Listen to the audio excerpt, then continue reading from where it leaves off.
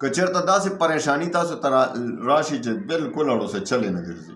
ګوره ما په خپله ماته یو پریشاني راغلې وه مخکې او بس دا د ما وظیفه ده چې کله هم څه پریشاني راشي مړه فوري به تا نه هغه مصیبت لرې کېږي، فوري به ستا زړه ته سکون رسي چې دا وظیفه دې وکړه. او وظیفه اسانه ده، بس قرآن پاک تلاوت خو دې راځي که نه. قرآن پاک یو صورت درته ښیم دا به 2 ځله ووایې فوراً به ستا مصیبت لرې شي، ستا زړه ته به هغه سکون ورسي چې ته بیا چې مصیبت مې ختم شو او بیا چې په مخه ووایې ورېږي بس هغه مصیبت مستقل طور سره به ختم شي انشاءالله. زه په خپله یو ځل داسې پریشانۍ کې مبتلا وم، یو ډېر لوی بزرګ و هغه راته وظیفه راکړه او ما ته ویې خفه کېږه دا وظیفه وکړه او بیا وګوره تماشه کوه انشاءالله.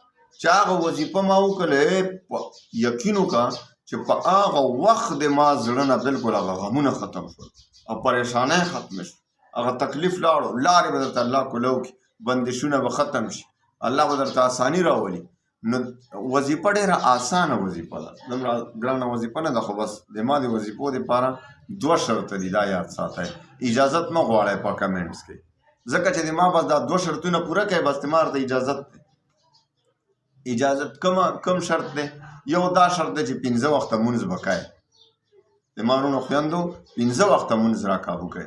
یو مونځ کم قضا کوئ، 4 مونځونه کوئ، تا ته اجازت نشته، ځکه الله 15 وخته مونځونه فرض کړي.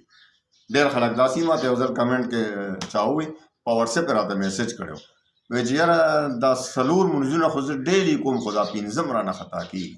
ما ورته ویې تا ته ما د وظیفې د سره اجازت نشته، ته د الله د مونځونو خیال نه ساتې، د عبادت خیال نه ساتې، ستا وظیفه به څه کوي.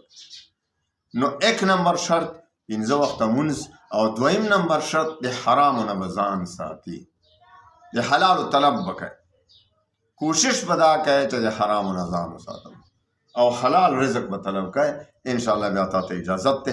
نو کله هم تا ته داسې تکلیف رالو، مصیبت رالو، پریشاني راله، بس ته به څه وکړې اودس چارودام که دې وي خو ټیک ده، که نی نو تازه وضو به وکړې، اودس به وکړې او بیا به که ټایم وي نو 2 رکعته نفل به د تحیت الوضو وکړې او بیا به چې دی بیا به څه وکړې، بیا به قرآن پاک راوالې او سوره جن به 2 ځلې تلاوت کړې، 2 ځله سوره جن. سوره جن اوس چې ما ته کله هم څه مشکلات راشي بس سوره جن 2 ځله تلاوت کړم، فوري الله پاک زړه ته سکون راکړي او مستقل چې بیا شروع کړي بس بیا به انشاءالله العزیز تا نه هغه مستقل هغه بیماري، هغه پریشاني، هغه تکلیف هغه به درنه ختم شي. که د پیسو پریشاني کار څه دي، نن سبا زیاتې پریشانۍ معاشي دي، الله دې اسانه کړي. نو 2 ځله به سوره جن تلاوت وکړي، ښه د زړه نه اول او آخر کې به درود شریف وایه څومره چې مرضي وي، ځکه تاسو ته زه بار بار یم چې کومه وظیفه هم کوئ اول او آخر کې درود شریف. نو اول او آخر کې درود شریف نو درود شریف خو الله ضرور قبلوي، نو منځ کې عمل چې دې کم کړی به هم الله قبول کړي، ځکه دعا چې کوئ الله نه دعا غواړئ نو اول او آخر کې درود شریف یې، درود شریف چې الله قبلوي نو منځ کې دعا به دې هم الله قبول کړي.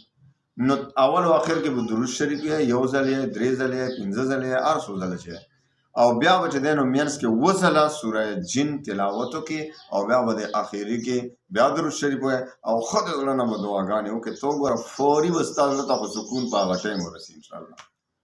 لارې به درته الله کولاوېدل شروع کړي، بندشونه به ختم شي، ستا ټولې پریشانیو علاج په دې کې پروت دی.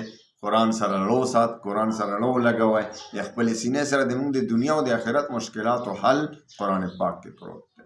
خو څوک شته چې قرآن پاک نه فایده والي، دا ډېر لوی عظیم دولت دی الله موږ ته راکړی دی.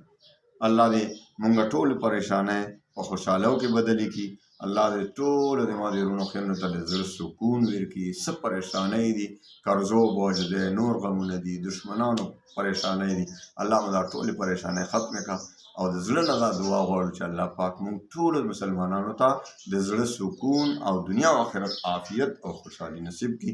و آخر دعوانا ان الحمدلله.